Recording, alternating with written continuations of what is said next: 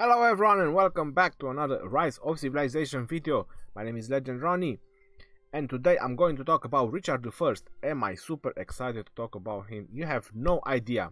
So let me get into the game. Let me start talking about him. First of all, he is one of the best infantry commander alongside Charles Martel. Now you have already seen my Charles Martel spotlight. If you don't, you can check my channel. There is a playlist. It's called Commanders Spotlight. On there, I will talk about every single commander. If you don't find the one that you're looking for, you can subscribe and you can wait for it, because I'm going to talk about it. I'm going to give my best tips and advices I can about him. So let's get into Richard I and what he can do. First of all, Richard I is a beast. He's a pure beast. He's a machine of destruction. His first skill, he is tremendously good. I have never believed that this skill could be possible. So he has 1400 healing factor. That is quite a lot. You might not think about it, that sounds much, but healing factor and damage factor skills, they get boosted the more troops you have in the group or in the rally. So for example, if you have 100,000 troops or if you have 200,000 troops, it will make a huge difference when the skills are used. The only time when it does not make a difference is when you have a commander like Julius Caesar or Joan of Arc, which their skills are percentage based bonuses. But when it's damage factor or healing factor, those are being boosted by the amount of troops you have in the group or in the rally. Right, so the first skill on Richard I is a beast skill. This is what can make Richard I work with almost any commander. So almost any commander can work with Richard I. What I wouldn't advise it is the nukers, because he is a more of a defensive commander. He has no offensive ability. He is just very defensive and tanky. So if you group him with the nuker, you're gonna get a mixture that is 50-50. His second skill is more of a general skill, so can work with any type of troops, damage taken reduced, and counter attack damage bonus. The third one is a infantry specific skill, and then you have the fourth one, which I would believe that his second best skill that he has. So if you manage to max out the first and the second one, you are incredibly lucky. What he's going to do is going to increase the healing effect enhancement of your troops. So if you have Richard I with another healer, you're going to heal so much that your enemy is going to get bored and leave away, or you're just probably going to destroy them. I will show you in a couple of moments how good Richard it is in the battlefield before I go further and talk about him. Now, his expertise skill is basically a counter to the cavalry, which infantry is already a counter to the cavalry. So if you want to counter this particular cavalry setup that is dominating the game right now, you can use Richard I and Charles Martel, and there you go, bam. If you would like to see furthermore how this setup is going to do, you can check the 2nd of November 2018 my live stream, because we are going to plan a server event, a kill event. So I'm going to use this setup, Charles Martel and Richard I, and probably more combinations, and that's where you can see how good Richard and Charles Martel are going to excel against that cavalry setup. So his expertise skill is basically a counter to this cavalry setup, if you manage to obtain it. In order to unlock and in order to max out all his skills, you're going to require a 690 legendary sculptures. 690, that is correct. You need 10 to summon him, and then another 690 to max out all his skills to unlock his expertise. Now to mention about his stars, because I already have a 6-star legendary commander. If you plan to use him as your main commander, if you want to level him further up, in order to unlock his 6th star, you're going to need around 450 legendary stars. So that is a tremendous amount of stars. So you might want to think about how many legendary commanders you want to level up in the same time or used. And this brings the question where you need to choose the path that you want to focus on the game. And what is that supposed to mean? That is supposed to mean that you want to be an infantry player, you want to be a cavalry player, or you want to be an archer player. Because later in the game or late in the game is going to make a difference if you have a specific group for a specific troop to be able to counter other setups. They are level 25 barbarians, so they are the strongest barbarians that you can fight in the game right now. I'm trying to do in such a way so you can see the amount of troops, not just the healing that they do. But unfortunately we will check the results of the battle, so you can see that he's keep healing 2000. So if I click over there, there's 176,000. Charles Martel is soaking up the damage, Richard is healing them, so there you go, 177,000. You might noticing something, that they are slowly killing it, so they are not like the fast killing type. But I'm not sure if you're noticing that I'm not basically losing any swordsmen at all. So Richard the First is able to heal more than the barbarians are doing damage. So this is what makes this setup like an impenetrable fortress. Alright, so let's check the results, the battle results. So I started with 177,000.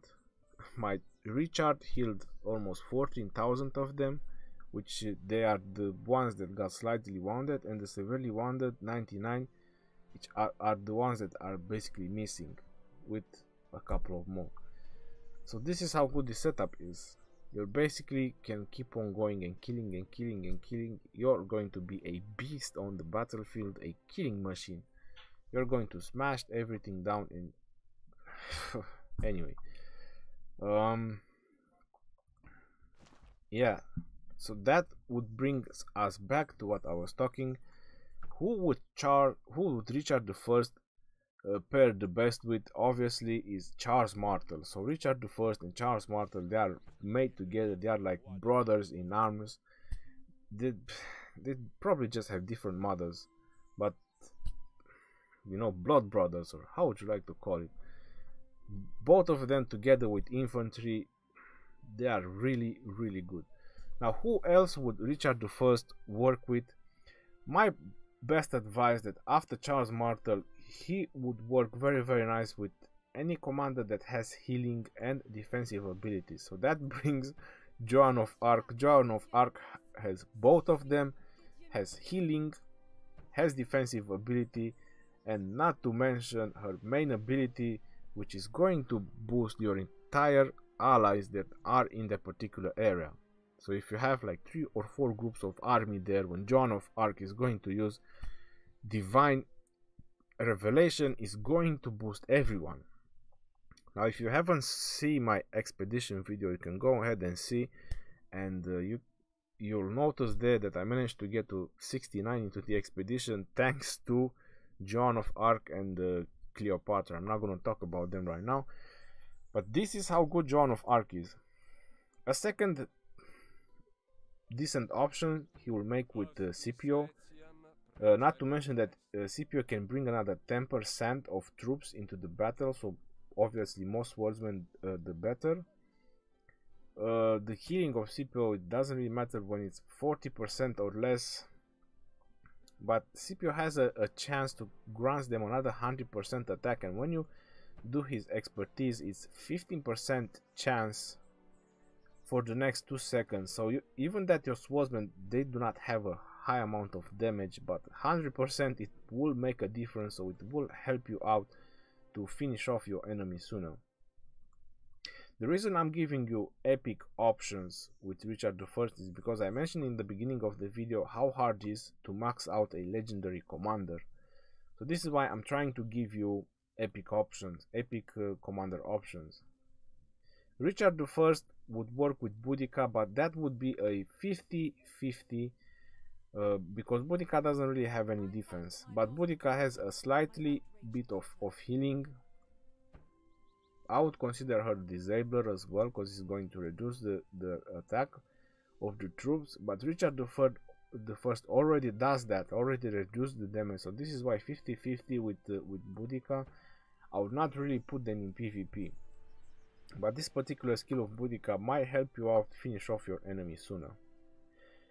Another very good option Richard the First will do is with Julius Caesar, and if you want to ask me, I would say that Julius Caesar and Richard the First can be the best defense commander.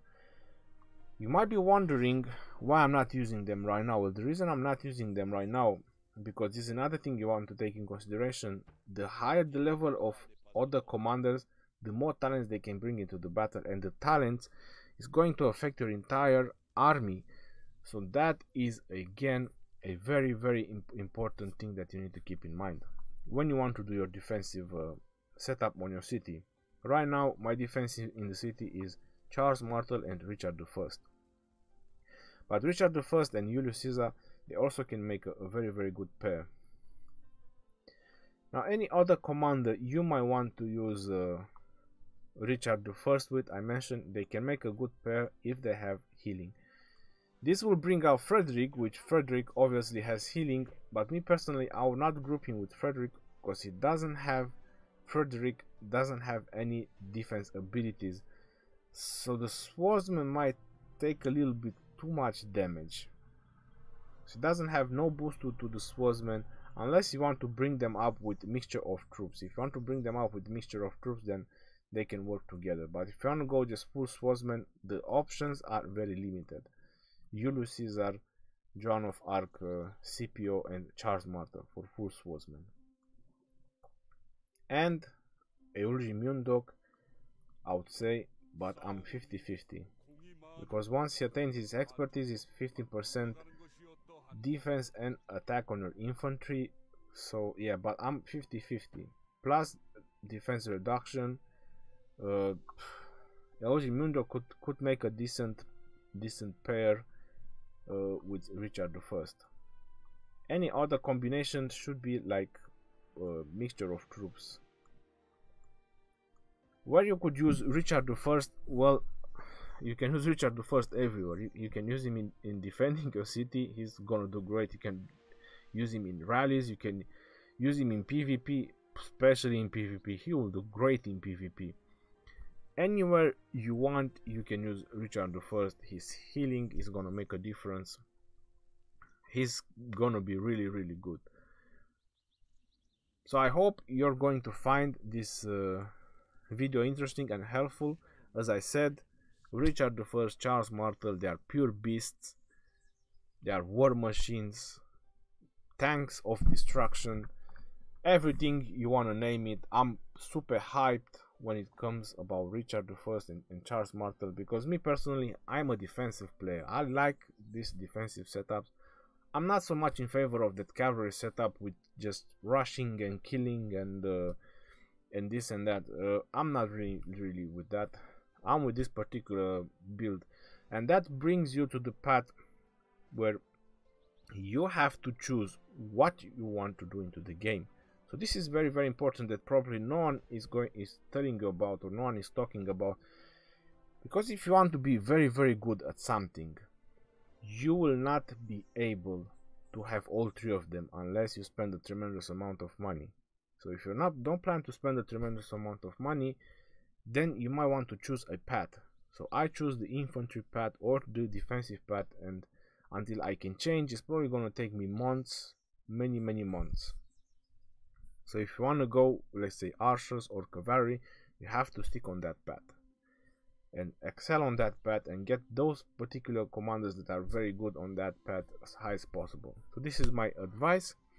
Until next time, your bow legend Ronnie bids you farewell, and don't forget, I love you all. Peace out.